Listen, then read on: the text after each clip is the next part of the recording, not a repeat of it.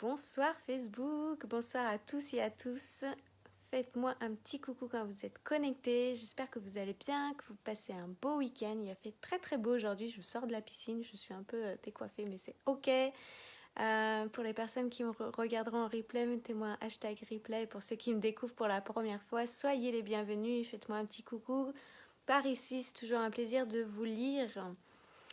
Hier, je vous parlais d'identité, qui est quelque chose de très important pour moi quand j'ai pris conscience de tout ça, que notre identité n'est pas figée, qu'elle peut à tout moment évoluer du moment qu'on décide de changer les choses, de transformer, et que cette identité-là, en fait, elle se base sur nos expériences, sur notre éducation, aux choses auxquelles on s'identifie, parce qu'on s'identifie à un style vestimentaire, à des pensées, à des lieux, à un métier, à plein de choses, et que souvent d'ailleurs, quand des grandes personnes ont des postes à haute responsabilité et qui sont identifiés qu'à travers leur job, et le jour où ils arrêtent ce job-là, c'est souvent que là les dépressions arrivent, le burn-out arrive aussi. Pourquoi? Parce qu'ils ne savent plus qui ils sont réellement, parce qu'au-delà de ça, on est bien plus grand que ça. Donc si vous voulez aller voir le live, il est encore disponible, et tous les lives restent disponibles pendant ce challenge 365 jours.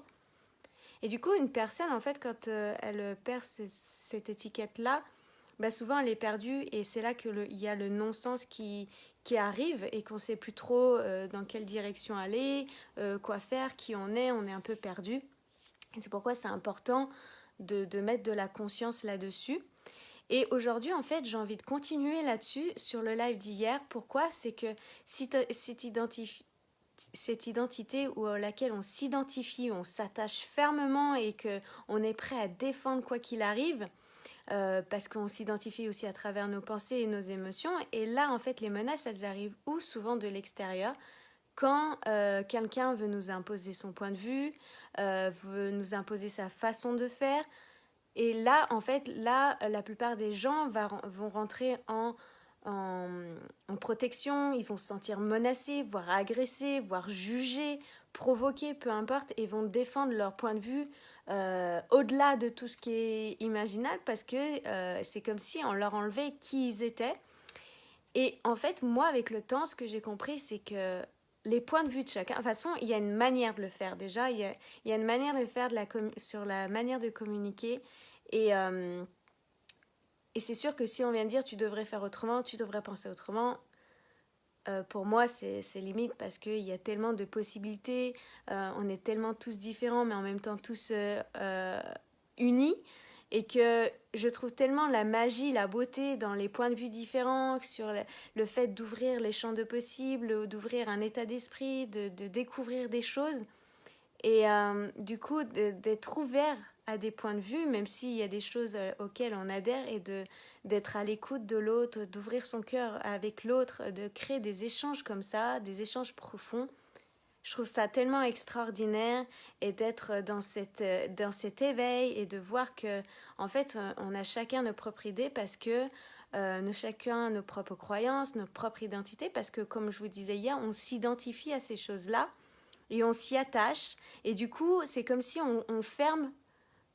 La plupart des gens, c'est qu'on passe notre temps à fermer des portes, alors que finalement on va pas parler à telle personne, on va pas aller dans tel endroit, parce qu'on va se dire non mais ça c'est pas pour moi, ou c'est pas ce qui me convient. Après, si c'est vraiment un choix en conscience par rapport à nos valeurs, ça c'est autre chose. Mais souvent j'ai remarqué que, et puis je faisais ça beaucoup dans le passé, c'est de me fermer des portes par rapport à certains critères, certaines choses que je validais ou d'autres non. Et depuis, j'ouvre les portes, plus je rencontre de personnes juste extraordinaires, avec des points de vue intéressants, juste waouh, en fait, que j'avais pas pu imaginer. Et c'est comme on dit que la carte n'est pas le territoire, c'est qu'on a chacun notre propre carte, et qu'il y a différents moyens. Par exemple, d'aller à Paris, il y a différentes possibilités, et toutes ces possibilités sont autant vraies, et que toujours passer par le même chemin, et que peut-être d'emprunter celui de quelqu'un d'autre, ça permet de découvrir d'autres choses qu'on n'aurait pas découvert si on était resté fermé. Et je trouve ça tellement magique.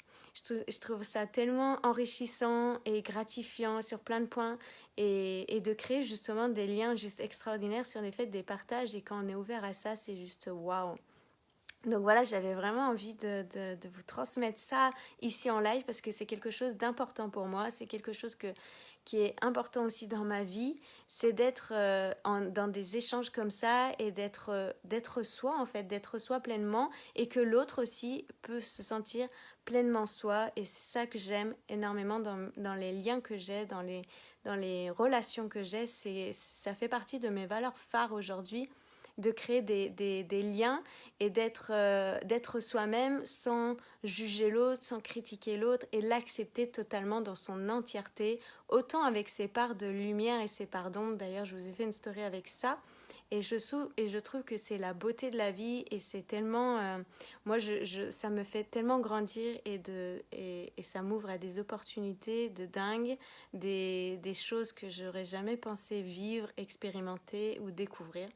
Enfin voilà, je voulais vraiment vous permettre, si ça peut vous mettre une petite graine ou vous faire prendre conscience que des fois, l'autre ne pense pas forcément comme nous, n'agit pas comme nous, n'a pas les mêmes croyances, mais d'aller voir un peu dans sa carte, comment ça se passe dans sa propre carte à lui ou à elle, peu importe, et justement de s'intéresser à son propre monde. Vous verrez que vos relations vont s'améliorer, vous verrez que ça va être beaucoup plus doux, beaucoup plus harmonieux, beaucoup plus joyeux et puis dans l'échange et je vous garantis, si vous avez envie d'améliorer vos relations, ça peut être un bon point à mettre en place. Donc voilà, c'était le partage de ce soir qui me tient vraiment au cœur et qui est vraiment important et qui a transformé toutes mes relations et ma façon de voir les choses et ma façon de découvrir la vie aussi. Donc voilà, je vous souhaite une très très douce soirée. Profitez de votre samedi soir, de vos amis, de vos familles, de vous-même aussi. C'est la priorité pour moi. Plus on est bien avec soi-même, plus on peut profiter des autres. Voilà, je vous souhaite une excellente soirée. Je vous dis à demain pour un nouveau live ici sur ma page Éveille ta conscience. Bye bye.